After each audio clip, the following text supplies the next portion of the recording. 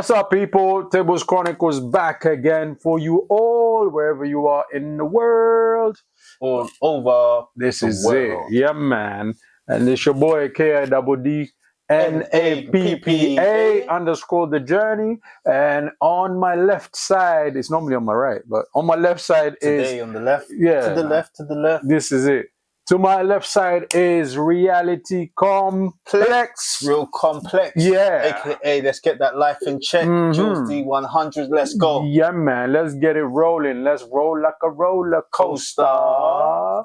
Yeah, man. People, it's been an interesting set of days, set of weeks, set of months, I guess. Oh, boy, we're already finishing August. Yeah, man. Yeah, man. Flipping out. 3/4 of the way. 8 months in. It's going to be New Year very soon, man. Lord have mercy.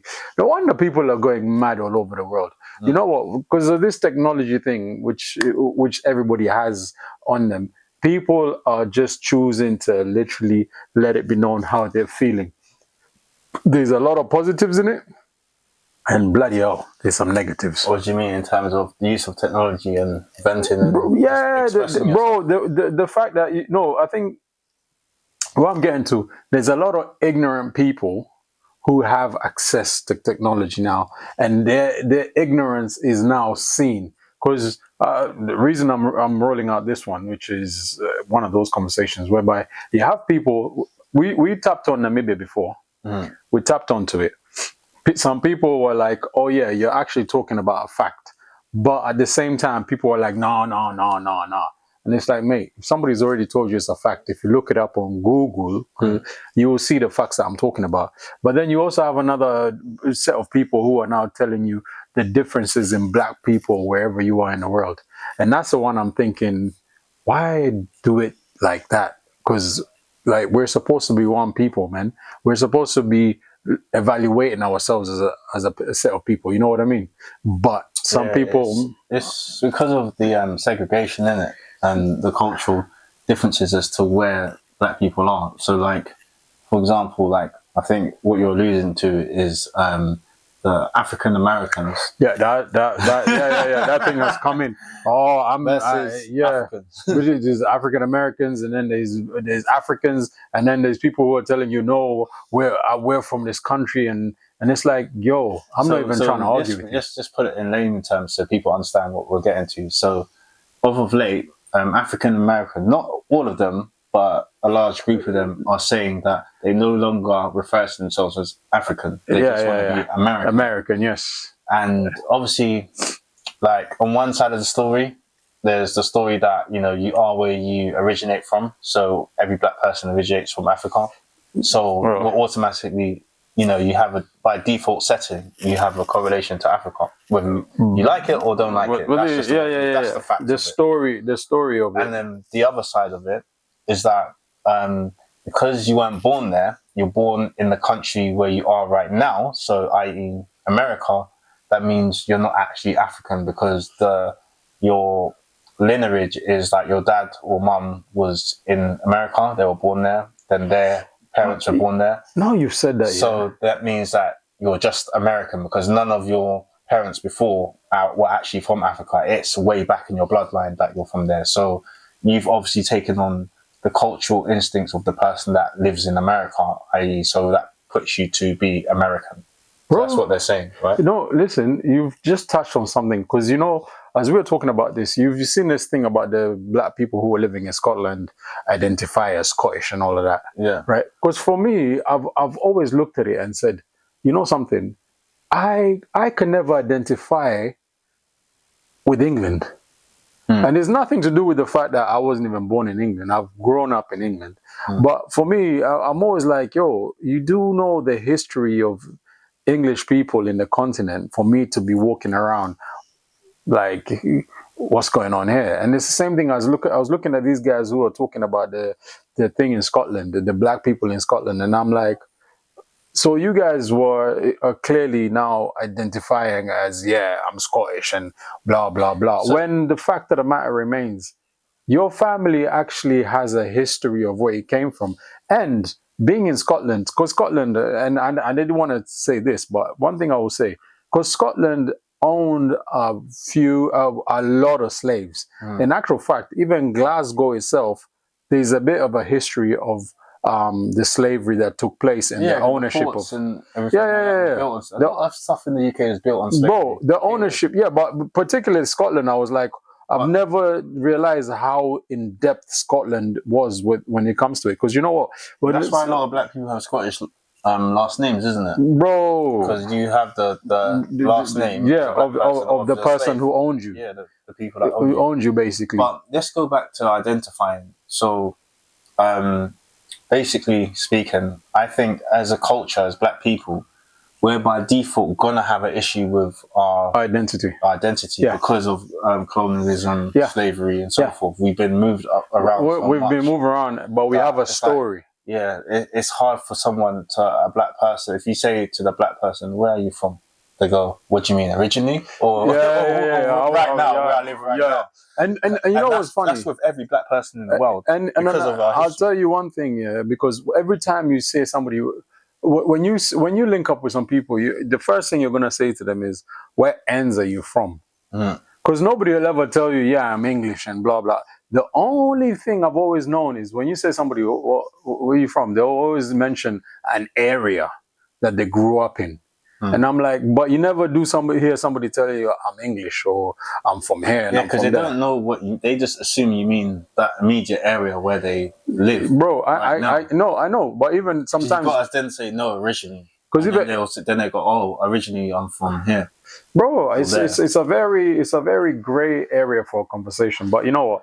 I always say, if you want to see yourself as a donkey, call yourself a donkey. Because that's the time we're living in at the moment. It is, isn't it? You know what I mean? Because whether you find it offensive or non-offensive, I'm not trying to be offensive to anybody. It's funny because, like, say me, for example, I'm Afro-Caribbean. So, like, when I meet a Jamaican, they obviously don't class me as Jamaican because I don't live there. Man are foreign. Yeah.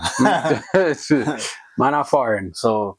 But my grandparents are Jamaican. But your background is Jamaica. Yeah, it's were born in Jamaica. Yeah. And the interesting thing, because I had a conversation with my mother today about it, and I mentioned that we we're going to talk about this, and I said to her exactly what I said to you. You know, originally, you know, we were moved around because of colonialism and things like that. Yeah. But the difference is, like, my grandparents chose to come over here to work. So then we're migrants. So our story is we're immigrants, basically. Whereas other people is through colonialism why they ended up there, or slavery. Do you know what I mean? So there's different circumstances as to why a person that's not originally from a country is in that country. Do you get it? I'll tell you, because you know what, I put it down to this, yeah.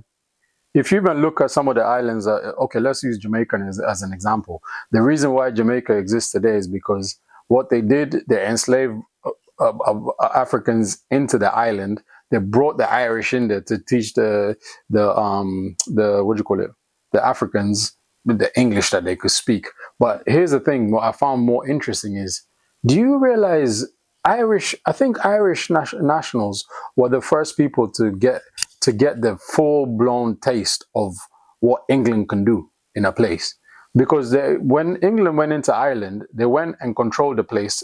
English is spoken in the country, despite the fact the place is Irish. Then they've also made sure Northern Ireland, which is part of Ireland, but they cut that one off and said, "Nah, it's part of the United Kingdom, basically." And I'm like, a whole chunk of the bro, told them, and this it belongs.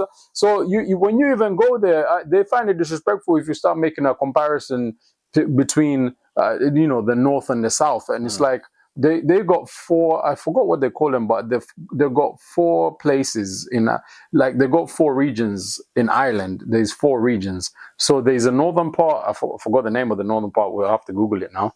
But the west, the east, and the south, they all have a particular name for all of those places, right? And and then they were taken to Jamaica as they were taken there to work, basically. And then in the space of that period, with the Africans that are there, now it comes in, and these guys are like, okay, well, clearly here now they have to start forming their own language in itself. So that's how English now became the patois came out in English, isn't it? It was to confuse the slave owners, so they didn't know what they were talking about. Exactly. That's how Patwa came about. So sometimes, but now you also have a lot of other people who've come into Jamaica through immigration now. The Chinese and the Indians.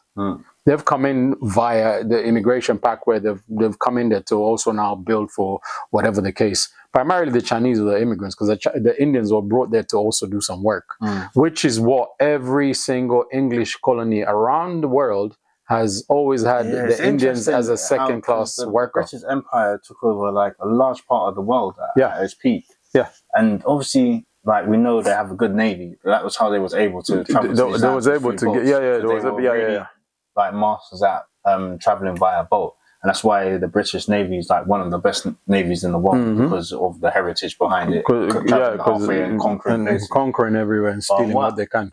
Even for me, what I want to research a bit more is their strategy, because obviously they had a strategy, and I read somewhere that it was because. The reason why they obviously lost half of it was because of the world wars. The world wars crippled them. That's the war cost money, basically. But what I really want to know is the strategy that they employed in all these different places, or if it's the same strategy everywhere that works. Bro, I'll tell you. Conquer. Like, what is it about the British specifically that made them so successful? Not just about the traveling side, but obviously when you get there and you start talking to people, how do you go about conquering lands where their population is larger than your own? I think that has a lot to do with the niceness of some of those places as well. The people in those places were very welcoming. They were welcoming to a set of people who were prepared to just say, you know what, they had something else on their mind. Is our we're here, we're friendly, but then as they have the control of the place, they're now executing the people of the particular countries. Do you know what I mean? And one thing they did do quite well, because I always know this, not that I always know, it's something that's in history anyway. They've always gone, any part of the world the British have gone into, the first thing they've done, they've taken control of the place. And as they've taken control of the place, they start building the railway system. And who do they use for the railway system? They now bring Indians from India into those countries so that they could build a railway system for them. And you know, there's a lot importing and exporting. Yeah. And they've always, and everywhere they've gone, they've always seen themselves as the number one citizen of whatever country it is that they're invading. And then they say the Indians are secondary, then everybody else is get lost type of thing. So it's a very gray, like history just teaches you some things. I'm like, there's no way. Because, you know, and the thing about it is, because they learned from the Arabs, because the Arabs were the first slave owners. Arabs were the first slave owners. And what Arabs did, the Arabs just went in, took people in, they made sure they castrated a lot more people whilst they caused the chaos that they were causing in those parts of the world. But one thing they did, they ended up taking some of the people that were taken in from the continent itself, taken into the Arab world and into Asia. But till tomorrow morning, we will never hear about these people as much as the discussion online is that obviously slavery existed before the transatlantic slavery. Yeah. The Arabs. It's the magnitude of the transatlantic slavery. That's the one. That's the one. Absolutely rinsed that strategy of slavery. Bro, they were ready. Industrially, economically, it gave them such a boost to their economy. It gave them an advantage in itself. You know what I mean? So much off the back of, like, most of their wealth is built off the back of slavery. And guess what? It benefited them so much until the point that colonization was taking place after. And as the colonization was taking place after, they still had this is what I say about Europeans, they could never get along after they ended slavery. Because as soon as they ended slavery, they decided to have a World War I. They had a World War II. And it took them a while to just say, you know what, let's just get along and let's figure this thing out. Because I was talking about, like, when you even look at the currencies of the world, right? Because I was looking at it, I was like, you know what, Portugal, France, Spain, what's the other country there? Netherlands. All these countries, they had their own currencies. But then when they decided to say, let's unite and let's have the one currency for us. And they've done it. And you know, it's like, yo, so you guys getting along was not a thing for them. They were always like, yo, what can we do? let's move around So here. they had Let's, like what I call a light beef. bro. Their beef was different. Their beef was What part of Africa? And that's what formed the USA. Different type of beef. And that's what formed the USA tomorrow. Because when you look at America, when you look at if you look at the East Coast of America, it was primarily the Dutch, the English, and the British, should I say. They were the ones who were primarily fighting in that region to take control of the place. Because if you go to a place like New York never used to be New York all the time. It was New Amsterdam. And then it became New York. Because they named it after somebody of York in York, England. So now they renamed it New York for that. Then you go to the mid states of the US. So anything from Louisiana going north. Louisiana is south, because somebody's gonna pick on the fact that I said, "Oh, you're talking about the mid." But yes, Louisiana is south. But when you go from Louisiana going north, everything is the West Coast. It was primarily French, and it was because what's his name? When he sold it. Leopold, not Leopold, what's his name? The French guy. Napoleon Bonaparte. When Napoleon Bonaparte sold Louisiana, he was selling Louisiana, but he didn't realize what he was selling to what was now the USA, which was primarily the 14 colonies at the time. But when they went and bought that land, and they realized, oh, they bought it from the French. Then when you go to the West Coast, Spanish. So when you go from Mexico going up, everything is Spanish. And then they also now, this is the part I find interesting, because when you start looking at, I don't know why Central America, what particular part of the world does Central America belong in? Because I've always looked, there's South America always comes under South America.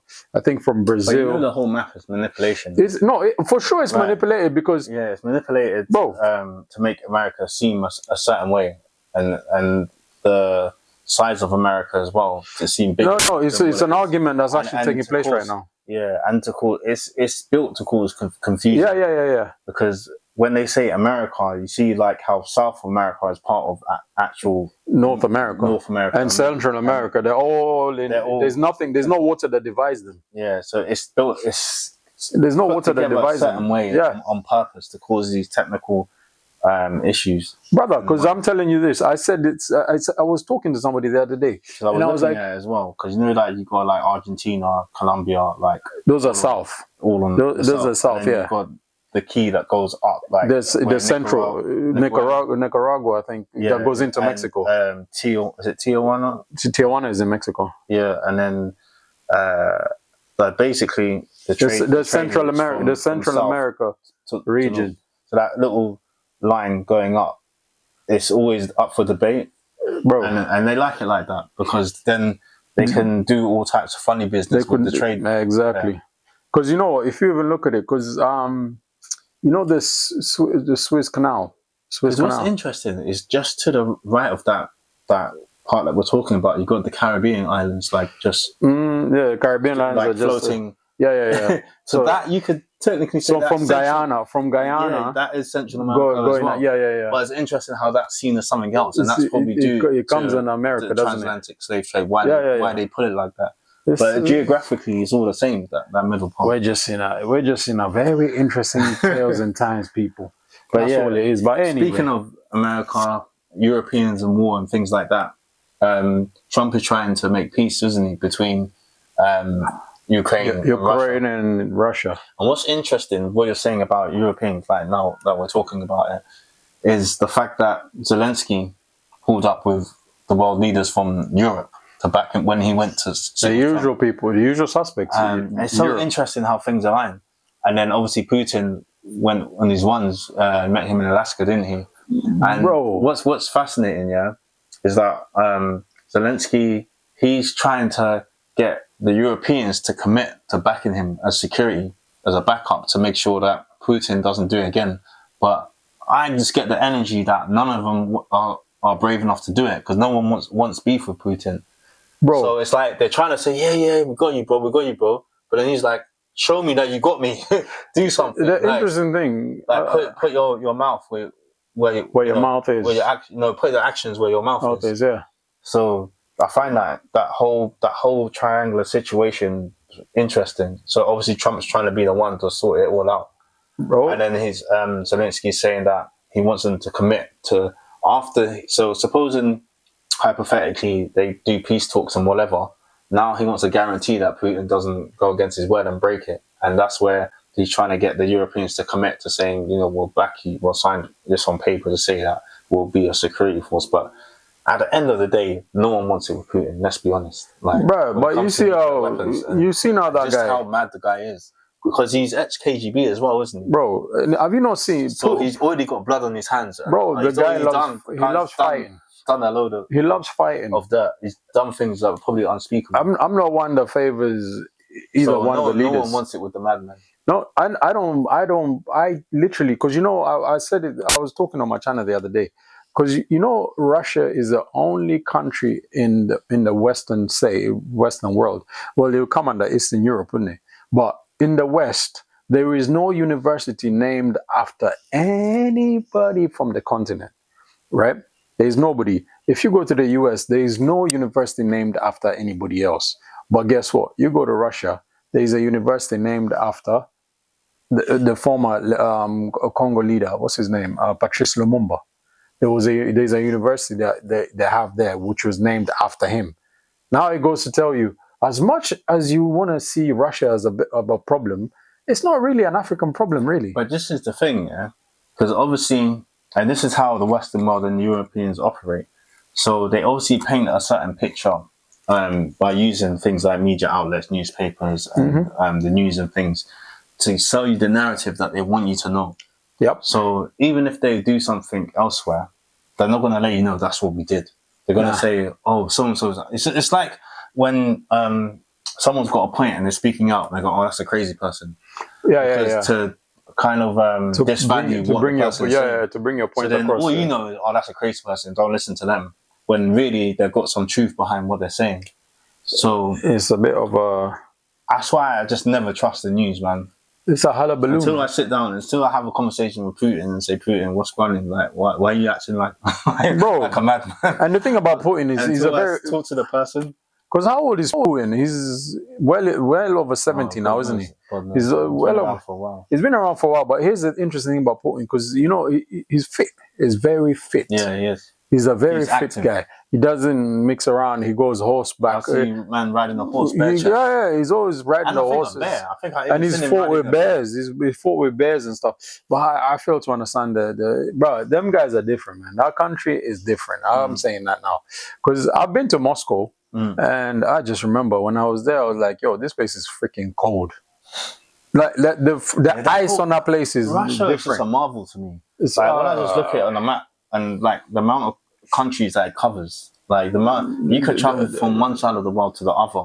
Everybody, just in Russia, just by going through one. And primarily, Russia is above Asia. Yeah. Primarily. Yeah. So sometimes it's another argument when I say it, because it has like I think Siberia and other places kind of touch. Bro, it's got a good few places. Yeah. So it's like when you see Bivol versus Berbatov, and they're both from Russia. Yeah. One of them looks like Asian. The other one looks like European. Because those guys because of how vast the way the place that is itself shows me, the vast. It's a different place, man. I ain't gonna lie to you, man. Different areas that Russia covers. Because I was looking at. I've always looked at Russia. I've been there, and I'm like, this place is interesting, but when you start looking at the history of Russia, you're like, these guys don't play around. That's why they set up the nuclear very quickly. And you could see, if you see the argument between North Korea and South Korea, Russia was supporting North Korea. North Korea doesn't mess around with Russia. But anybody else that wants to come and talk their rubbish, North Korea is like, yeah, you can come along. We're gonna test and test and test. And I always wonder, like, that little, because that guy he's not even, he's probably 40 now, the president of North Korea.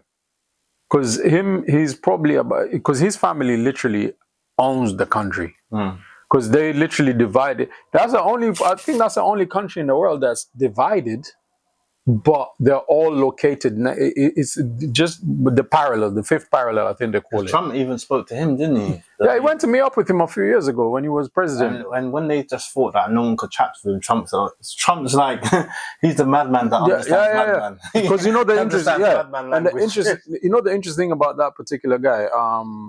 What's his Kim Il Sung, something Sung anyway. But the interesting thing about him is that he was in school, I think, in Switzerland. That's why, you know, the first ever publicly seen American, should we say, was LeBron James. LeBron James. I did not just say that. No.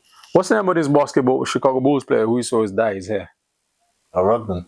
Dennis Rodman was the first guy who went to see him in North Korea. Yeah, they had a friendship. Yeah, they had a very good friendship. And it's like, you're looking at Dennis Rodman, you're like, Rodman, how did you manage this one, man? And Rodman is very proudly like, I was the first one to go. And I'm like, yo, bro, the fact that you went there, you know, Rodman is a different kind of a guy anyway. Yeah, he's out there. He's a very different kind of guy. Because you remember he used to be in, he's the one that married himself at one point, didn't he? What? Dennis Rodman. Yeah, he married himself. He wore a dress and he went to marry himself. I did see pictures of him, but I didn't know what's going on. Rodman did the hair dyes, the tattoos. He's just a different dude, he's just a different guy, man, generally.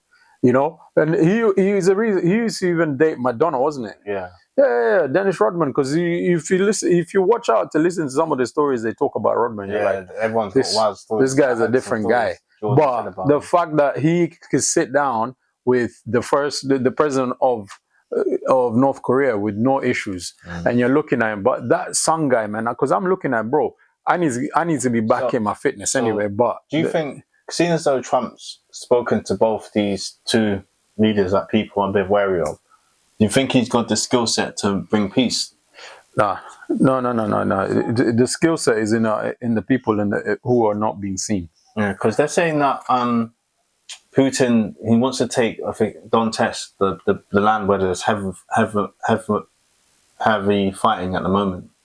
Donetsk, yeah. Is it Donetsk? Yeah, that's where it's really bad because they don't want to give up land. But they've already Russia kind of got control of a part of it, but there's a part of it that they can't really grasp control of right now. And Putin is saying, that's the terms. Like, I want all of Donetsk. Bro, this guy, Putin, you remember he took the island that he went and took. That's about well over 10 years ago.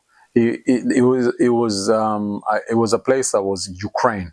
Then he went in there and he took it, and nobody in the West could fight Russia. They went and took it, and they transformed everything. What they're really gonna do, bro? Like physically, like, you know, his army is a beast.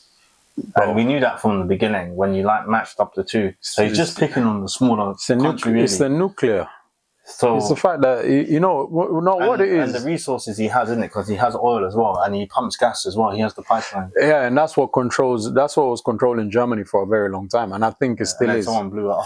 I think they still supply. They probably blew up some part, but they can't blow up everything. But the fact of the matter remains, these people will always be on your beck and call. They will always be there, and they'll tell you this is what we want, and you can't say nothing to them because guess what?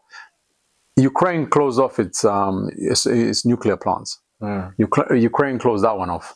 Now Ukraine has closed their nuclear plants. Okay, fine. And guess what? Ukraine can't fight no more. But Russia, we still got our stuff, man. You can't disturb us, man. Leave us alone. Yeah, and there's nothing you can say or do. When they lined up to fight, that was always the case, though, isn't it? Because Ukraine's a smaller one, and it was always going to have to concede. But people just didn't think it would last. The war would last, and Russia took quite a lot of L's as well along the way. Like a lot of his majors and generals got killed that they didn't expect. Well, they had to. That's